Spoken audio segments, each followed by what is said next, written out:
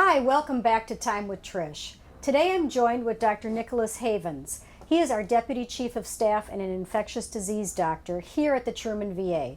Today we're going to answer your questions about COVID-19, or also known as the coronavirus. Welcome, Dr. Havens. Thank you for having me. So what is COVID-19 and how do you spread it? So the COVID-19 virus is a novel form of a coronavirus. We have coronaviruses that circulate every year, usually seasonally in the winter, and are one of the common causes of colds or upper respiratory infections in both adults and kids. If you look at the four main cold viruses that we have in the corona family, they account for about a third of every cold we get. The COVID-19, however, is a new version of this virus as a whole. They're called coronaviruses because if you look at them under an electron microscope, they actually look like a crown. And we've had a few novel ones over the past decade. The first was the SARS virus. The second was the MERS virus. The COVID-19 is technically the same family as the SARS viruses, but a slight modification of it. It first started to affect humans in China around the first week of December and obviously spread to a fairly hefty extent through the next 2 months. Now has spread throughout the rest of the world to the level that the World Health Organization is calling it a pandemic virus. Yes, I saw that yesterday. So if it's a virus, how is it different than the flu? Or even, how do you know that you don't have allergies? It's spring. So it's hitting us somewhat in a bad time in that we are still knee-deep in influenza season. It is a different virus than the flu, but many of the symptoms are the same. Looking at what has came out of China and some of the other countries more heavily affected than the United States, the one symptom that almost universally coronavirus patients have is fever. About 90% have that. The other big heavy symptom is a dry cough. About 3/4 of all patients with the COVID-19 virus will have a dry cough. After you get beyond those two, the percentages drop down quite a bit. About 25% will have myalgias or body aches, headaches. Some will have production with their cough, bringing up sputum or phlegm with it.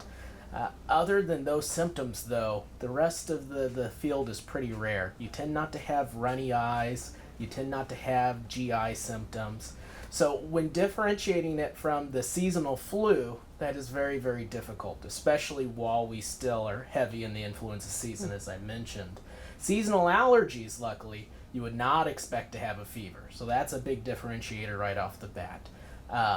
Stuffiness, congestion, those tend not to be major symptoms of the coronavirus. And again, watery eyes, as I mentioned, runny nose, not that common of symptoms. So if you're experiencing those, it's probably going to be seasonal allergies that you're dealing with. If you're having fever, body aches, that's whenever we really have to worry, is this the influenza or the new coronavirus? So how do we protect ourselves from spreading it? So the virus is spread through airborne droplets.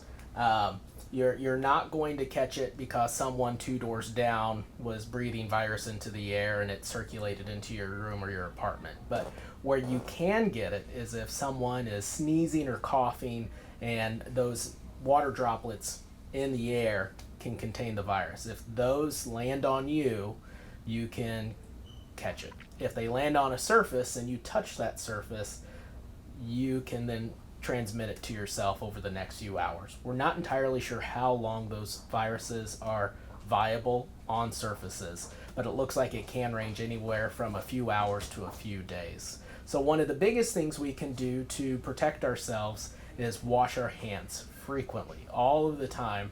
Just maintain good hand hygiene. Not to touch your face.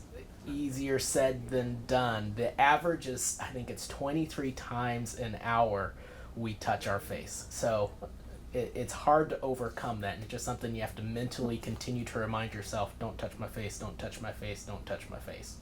Other than those two, one of the major things we're starting to see in the U.S., which is a fairly effective method of controlling the spread, is social distancing.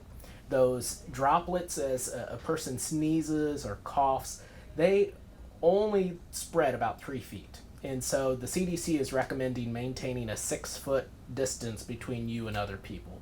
So that may include limiting the amount of time you're out in public, shutting down events that have lots of crowding or large numbers of people, and we're seeing that throughout the U.S. this week especially.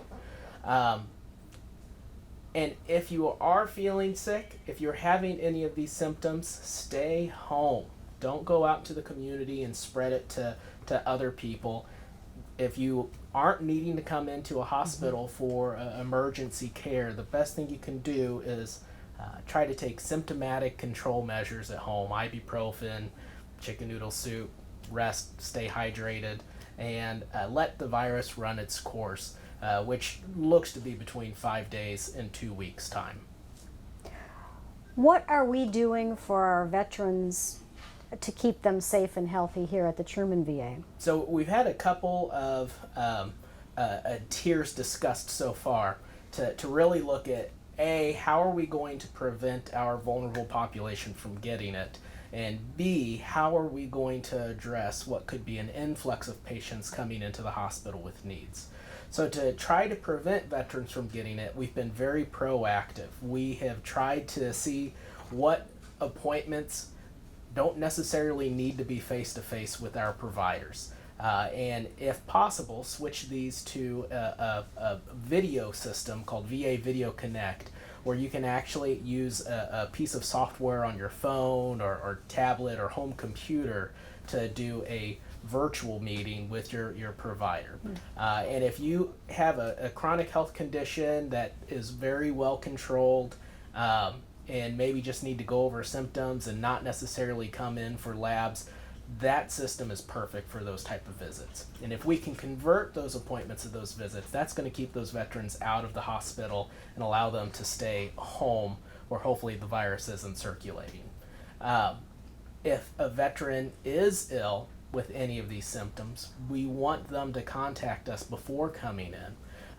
We have different procedures to try to isolate patients that may have this virus just so they aren't giving it to others throughout the facility.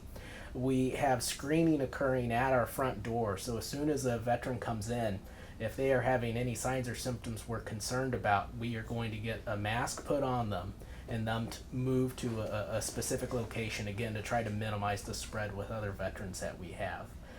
We've tried to make sure that we've been proactive with our protective equipment, our masks and our gowns. We want to make sure that we have adequate supplies on hand so we can actually address this as it unfolds in our community. But at the same time, we want to make sure we are appropriately using it, not overutilizing these materials in a panic and running out, but using them in an appropriate manner. And lastly, as I mentioned, if we do see a significant number of these cases throughout the community and our hospital, we've been preparing how we will address that, both in isolating them into separate areas to minimize infectious spread, as well as making sure we have adequate staff and equipment to take care of the health needs that these patients will have with the virus. Those are some really good points. I've seen lots of different things out on the internet and Facebook and all of the different media venues.